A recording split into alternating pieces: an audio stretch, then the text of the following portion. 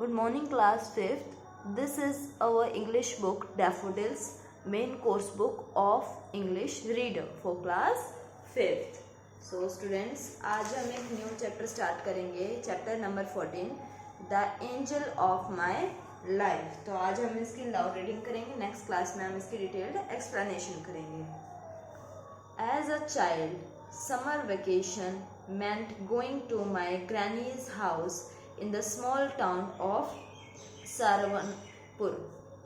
Life of kids of our age was different from the present times. There were no malls, video games, parlors, multiplexes, or sports parks. Vacations meant a time to spend with grandparents, cousins, aunts, and uncles. Our respective parents would drop us, stay for a few days, and go back. I still remember we all studied in different schools in different corners of the country, but our holiday homework was quite the same. It was one page of handwriting, tables, and mugging up poems. But the most loving memories were of my granny, who somehow loved every one of us in the same way. She was the first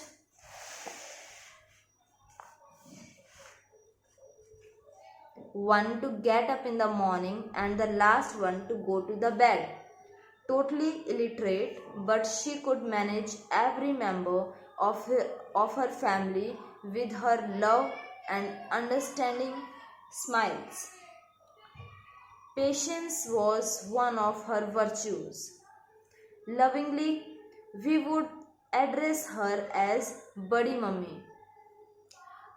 Our day began with her soft voice calling out to us, "Get up and go out to greet the sun and the flowers.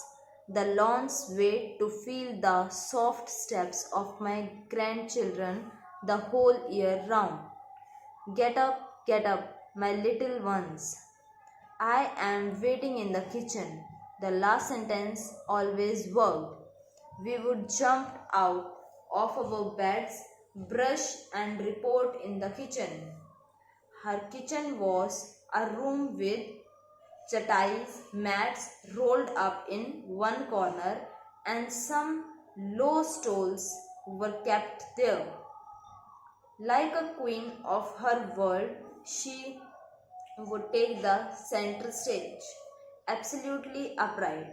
She could sit on the biggest stool with a kettle full of herbal tea, which we knew as kadha. She used to hide our bowls under her stool. In a mysterious way, she would pull out our bowls one by one and serve something soothing and special. We would spill our food a little over the mats, but her smiling face was like a peacemaker. Then we would sit close to her to a semicircle and sip with a surr sound that did not irritate her. The loudest surr would make her laugh. It seemed as if everything about us made her happy. The grandpa, whom we called Bauji, would emerge from his room to take us for a walk in the garden and then towards the lake close to the sugar mill. Being a doctor, he took special care of us. First, we would remove our slippers and walk barefoot in the lawns for a while and then go for a long walk with our slippers on. A number of gulmohar trees would greet us with beautiful flowers, and each one of us would tiptoe to pluck some for Badi Mummy. In the meantime, Bauji would look at us proudly and tell curious passers-by, "My grandchildren have come from the city. They have left their parents behind to be with us. See how happy they are to be with nature. Oh, the city is full of pollution, smoke, and contaminated water. Just see the color is back on their face. This is the magic of a clean environment. To this, the stranger would reply, "Oh, Bauji, it's your love that brings them here." Ha ha, Bauji would enjoy the comment, wave and call out to us, "Let's go, Badi Mummy must be waiting with breakfast." Back home, rich Punjabi food would greet us. Lassi, stuffed parathas and big crunch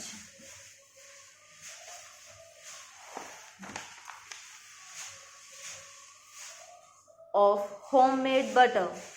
Oh, the taste still lingers in my mouth. It is difficult to recall how many each one of us ate, but Badi Mummy would serve us with ease. Nothing in this world creased her brow, and nothing at all made her angry. Next, she would organize the bedroom and make it look like a study. But as our vacations would slowly come to an end, she would be seen making other preparations. She would give up her afternoon sleep and make potato chips or rice ringlets. All seven of us were boys, but somehow we would help her and lay clothes to keep it safe from dust and lay her preparations out in the sun. Bauji would cover the wet chips with a muslin cloth to keep it safe from dust and birds. The helpers from Bauji's clinic, all of us at home, just about everyone would be summoned for help. Granny would pack them off with flour, ghee, sugar, and nuts to the Ramuji bakers, who would bake our favorite cookies in kilos. Then the tailor would be summoned and new clothes were stitched for us. Our, a barber would come towards the end day of our stay to give us each a haircut and a refreshing oil massage.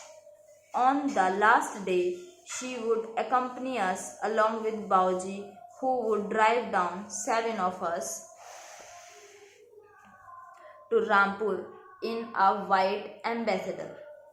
From Rampur, it was my dad's responsibility to take the rest of my cousins to their respective destinations.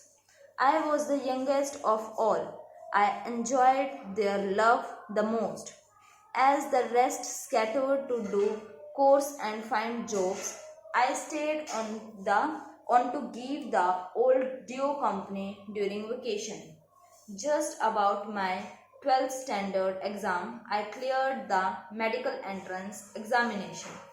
I wanted to become a child specialist. I had never seen my Bauji laugh like that before.